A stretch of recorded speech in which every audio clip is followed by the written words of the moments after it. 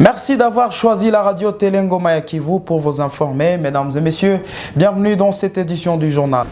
2 personnes ont été enlevées par des hommes armés non autrement identifiés dans la nuit du mardi 23 février à ce mardi 24 février 2021 dans le territoire d'Ouvira, en localité de Lemera sur avenue Simba. Kizatiniko, président de la jeunesse de Kanvivira, qui confirme cette information, indique qu'il s'agit de Lundi Matendo, enseignant de l'école primaire Kibonga et Jououdi. Notre source ajoute que ces hommes armés ont tiré des balles pour s'effrayer en chemin. Le président de la jeunesse de Kanvivira condamne cette montée de l'insécurité dans cette partie de la province du Sud Kivu. Il demande qu'une enquête soit diligentée pour trouver les personnes disparues. Il est joint au téléphone par Henriette Bachi. Ces gens sont venus tous bien armés et récupéraient les après l'autre chez eux à la maison.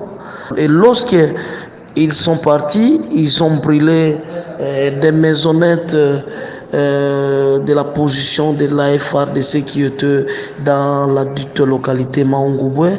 Maintenant, après avoir amené ces 2 personnes dont Kundu Matendo et Djoudi, tueries, des enlèvements et aussi des vols continuent toujours dans notre ville d'Ouvira et territoire d'Ouvira. C'est pour cela nous demandons aux services habilités pour sécuriser la ville d'Ouvira et les territoires d'Ouvira, ou en général le service habilité pour protéger les civils et leurs biens puisse continuer à protéger les civils et faire les patrouilles qui est efficace dans le cadre de nous protéger. Restons dans cette partie de la province du Sud Kivu pour dire que les habitants de Kiliba Andes et Kabulimbo dans la plaine de la Ruzizi décident de vivre ensemble après des tensions qui ont caractérisé cette entité. Un engagement pris après la médiation au sujet du poste de chargé de personnel à la sucrerie du Kivu dans la plaine de la Ruzizi. Des explications, c'est avec Shukuru Fatouma depuis Ouvira. Un consensus est enfin trouvé entre la population de Kiliba Kabulimbo et celle de Kiliba Andes ce mardi 23 février. C'est après un affrontement entre ces 2 parties signalé ce lundi 22 février. La pomme de la discorde était le poste du chef de personnel au sein de la sucrerie du Kivu. Chaque partie soupçonne l'autre de vouloir briguer les postes en sa faveur. Cette médiation est le fruit d'entretien entre cette population et une délégation composée de l'administrateur adjoint chargé de finances, le député national Claude Missard et de la MONUSCO. L'administrateur adjoint d'Ouvira, Bonner Bagira, les appelle à privilégier la paix et la concorde et d'installer un groupe mixte qui plaidera au profit de tous avant l'élection. Depuis Ouvira, Shukuru Fatouma pour la RTNK. Retour à Bukavu, une personne est morte ce mercredi dans un accident de circulation vers le lycée Wima en commune de Kadoto. Il s'agit de Kalembu Balola Pasta, âgé de 33 ans et motocycliste de son état, qui a été percuté par un camion citerne de la compagnie Hashi Energy, qui est une sous-traitance de la MONUSCO. Des sources sur place indiquent que cet incident se produit aux environs de 12h30 faute d'un problème de freinage qu'a connu ces camions citernes. Aucun autre blessé n'a été signalé. Le président de la société civile de Kanoché, Mouroula Mouda Making, indique que la victime était résident de Kanoché. Il laisse 4 orphelins et une veuve. La plateforme des associations de pêcheurs sur le lac Kivu exige un audit interne et externe dans le projet Akakol initié par le président de la République pour le projet 100 jours. Ces associations l'ont indiqué dans une lettre d'indignation qu'ils ont adressée à la direction provinciale du Fonds de promotion de l'industrie Nord et Sud au Kivu. Reportage. Dans cette lettre, la plateforme et des associations de pêcheurs sur les lacs Kivu dénoncent la mauvaise distribution des 5 cages flottants construits pour les jeunes entrepreneurs. Ces cages ont été distribuées aux organisations qui ne sont pas habilitées, ont estimé ces associations. Elles demandent un audit interne et externe pour ces projets qui semblent avoir échoué suite à la mauvaise volonté de certaines personnes. Kachize Balega Soleil, vice-président de cette plateforme, s'exprime.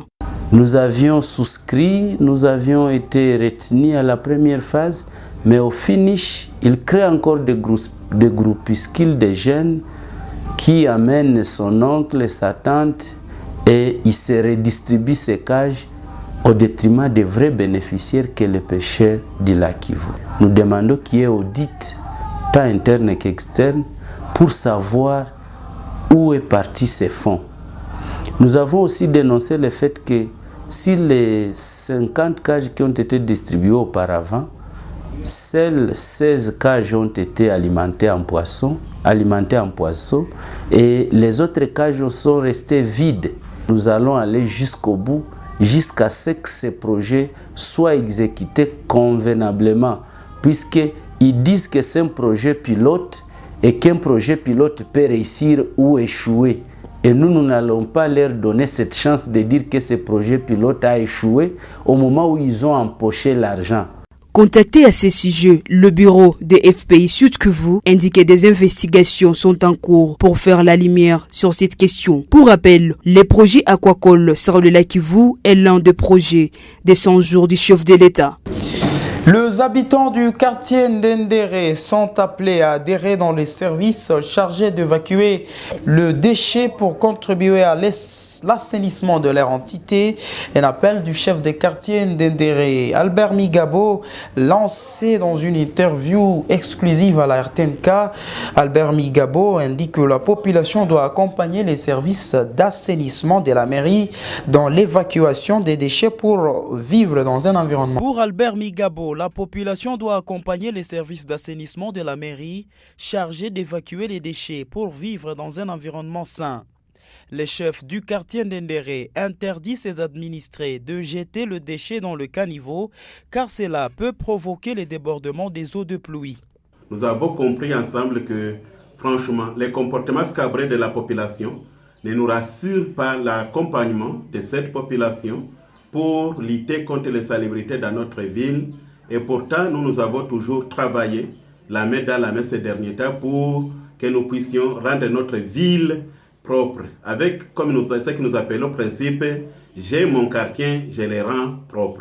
La population préfère vivre dans les vices pour être dominée par les vices. Il continue toujours à jeter les déchets dans les caniveaux et ça bouche les égouts, les canalisations, avec comme conséquence le débordement de ces eaux-là qui causent même des morts d'hommes et éboulements. La nuit d'aujourd'hui, nous avons perdu une personne seulement avec les éboulements dans cette avenue Rosizi 3.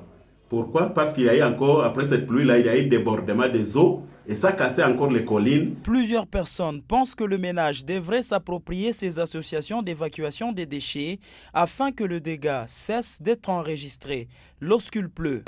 Santé, 102 cas sur 275 échantillons testés positifs le mardi 23 février en RDC se sont avérés positifs au coronavirus d'après le bulletin de l'équipe de riposte. Ces cas sont répartis comme suit: 41 à Kinshasa, 34 dans le Haut-Katanga, 22 au Lualaba, 4 au Congo central et 1 cas au Nord Kivu. Aucun nouveau décès n'a été recensé.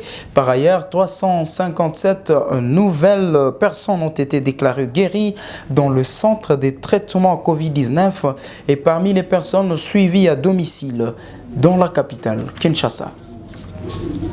Le sport pour boucler ces journaux championnat local de football. 3 matchs étaient au programme ce mercredi 24 février 2021 au stade de la Concorde de Kadutu. À 12h, le FC Emo a eu raison de subir à 1 devant le FC Orgaman. À 14h, Puma a joué avec Jeunesse sportive de Mungu, sport final 4-0 en faveur d'Orgaman. Et à 16h, Chosport a gagné 3-0 devant l'US Kacha en championnat national, Ligue de champions en Afrique. Mazembe a fait 0 but partout avec Al Hilal d'Omdurman du Soudan. Voilà tout pour cette édition du journal. Merci de l'avoir suivi. Restez branchés sur la radio Telengo Maya Kivu où l'actualité est en continu sur notre site le www.rtnk.org. Au revoir.